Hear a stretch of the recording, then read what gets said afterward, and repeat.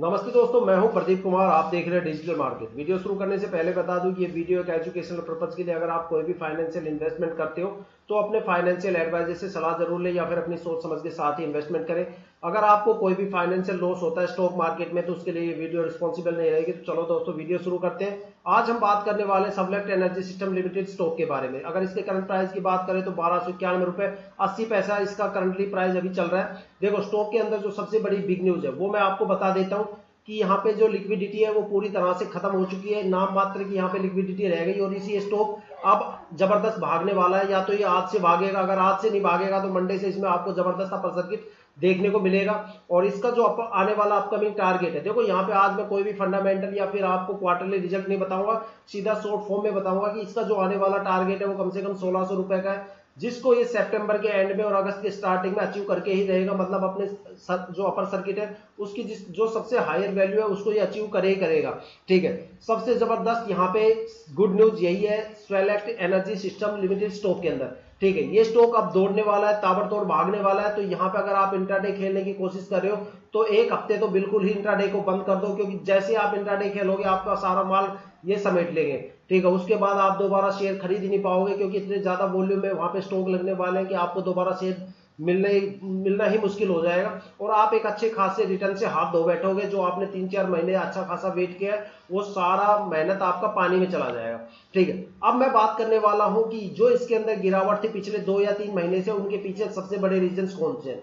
एक रीजन ऐसा है जो यूरोप के मार्केट से है, जो लगातार 2 महीने से मार्केट की बैंड बजा रहा है। और एक रीजन ऐसा है जो इंडियन स्टॉक मार्केट का अपना खुद का रीजन है, जो लगातार 3 महीने से स्टॉक मार्केट की दब के पिटाई कर रहा है। ठीक है, जो इंडियन स्टॉक मार्केट का फैक्टर है वो है लिक्विडिटी, मतलब एक महंगाई दर। देखो, जो लीप ईयर होता है वो स्टॉक एक्सचेंज के लिए काफी ज्यादा इंपॉर्टेंट ईयर होता है। उसके अंदर महंगाई दर को कंट्रोल किया जाता है। क्या होता है कि जब कोई भी स्टॉक लगातार 2 या 3 साल तक अच्छा खासा परफॉर्म करते हैं तो एक महंगाई दर को जन्म दे देते हैं, एक लिक्विडिटी मार्केट के अंदर बना देते हैं। उस लिक्विडिटी को कंट्रोल करना काफी जरूरी होता नहीं, आम आदमी तो वैसे मारा जाएगा। ठीक है, तो जिस स्टॉक के अंदर जितनी ज्यादा लिक्विडिटी होती है वो उतना ही ज्यादा गिरता है और इन्वेस्टर्स की वहां उतनी दबके पिटाई होती है। जिस स्टॉक के अंदर लिक्विडिटी कम है वो अच्छा खासा दौड़ता है, और जिसके अंदर लिक्विडिटी बिल्कुल भी नहीं है वो स्टॉक रॉकेट बन के निकल जाता है आगे।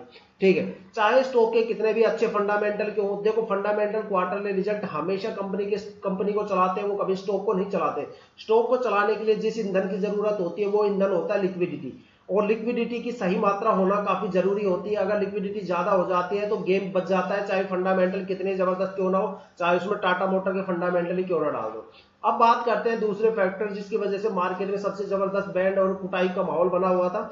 ठीक है, वो था इंटरनेशनल स्टॉक मार्केट को लेके, खासतौर पे यूरोप के मार्केट को लेके, क्योंकि एशिया के मार्केट के अंदर इतने पावरफुल स्टॉक है नहीं, स्टॉक एक्सचेंज है नहीं। हाँ, एक दो है, जैसे संघाई हो गया, जापान हो गया, निक्की हो गया। ठीक है, जापान का जो निक्की स्टॉक एक्सचेंज है ये कुछ पावरफुल है, लेकिन ये इतने पावरफुल नहीं है कि ये यूरोप के मार्केट को हिला दे। लेकिन यूरोप के मार्केट के अंदर कुछ स्टॉक एक्सचेंज ऐसे हैं जहां पे अगर 100 पॉइंट की गिरावट हो जाए तो पूरे एशियन मार्केट की धज्जी उड़ जाती है। जबरदस्त फ्लक्चुएशन देखने को मिलता है एशियन मार्केट के अंदर, आपको अच्छा खासा फ्लक्चुएशन या गिरावट देखने की वो क्षमता रखते हैं। ठीक है, उनमें सबसे जो टॉप स्टॉक एक्सचेंज है जिसकी बात हम करेंगे वो है NYSE। ठीक है, न्यूयॉर्क स्टॉक एक्सचेंज, जो शाम को 7 बजे से लेकर रात के 1:45 तक चलता है। वहां पे अगस्त से ये सिलसिला गिरावट का शुरू हुआ। अगस्त के अंदर वहां पे यूरोप में जॉब रिसेशन आया, जिसकी वजह से 5 सितंबर के आसपास NYSE के अंदर 1000 पॉइंट की गिरावट हो गई। अगर NYSE के अंदर 100 पॉइंट की गिरावट होती है वो काफी ज्यादा होती है एशियन स्टॉक मार्केट को हिलाने के लिए, भारतीय बाजार की बुरी तरह से धज्जी उड़ाने के लिए। ठीक है, लेकिन वहां पे तो 1000 पॉइंट की गिरावट हुई, जिसका नतीजा ये हुआ कि सेंसेक्स कम से कम 3500 पॉइंट यहाँ पे जबरदस्त गिरावट के साथ खड़ा हो गया। और मार्केट के अंदर एक तंगी का माहौल हो गया, लोग पैनिक होने स्टार्ट हो गए। साथ में जो फाइनेंशियल कंपनी है, म्यूचुअल कंपनी है, उन्होंने एक सेलिंग प्रेशर यहाँ पे जबरदस्त बना दिया। जैसे तैसे करके 15 अगस्त के बाद मार्केट ने अपने आप को रिकवर किया, 3 सितंबर के आसपास रिकवर किया। साथ में जो सेंसेक्स है उसने अपने 3,500 पॉइंट को रिकवर किया, साथ में 200-300 पॉइंट ऊपर जाके उसने लाइफ टाइम की सबसे हायर वैल्यू को अचीव किया। तो वहीं पे NYSE ने भी अपने आप को रिकवर किया। लेकिन 3 सितंबर के बाद सिलिकॉन वैली बैंक के अंदर फिर से क्राइसिस आ गया यूरोप में, और उसके बाद NYSE फिर से लुढ़क गया कम से कम 650 पॉइंट। उसका नतीजा ये हुआ कि सेंसेक्स में 1500 पॉइंट की जबरदस्त पिटाई हुई, इन्वेस्टर्स दम के यहाँ पे ठुकाई का माहौल बना दिया। ठीक है, साथ में क्या हुआ कि जो फाइनेंशियल म्यूचुअल कंपनी है फिर वो उन्होंने सेल आउट करना शुरू कर दिया। अब क्या है कि कंडीशन ये थी कि सोमवार को मार्केट ने अच्छा खासा वहां पे जो गिरावट थी उसको काबू कर लिया। ठीक है, और उसके बाद अपने आप को इंप्रूव करना शुरू किया। 11 तारीख को मार्केट के अंदर पूरी तरह से लिक्विडिटी को खत्म कर दिया गया है। ठीक है, अब कोई गिने चुने स्टॉक ऐसे हैं जिनके अंदर लिक्विडिटी है,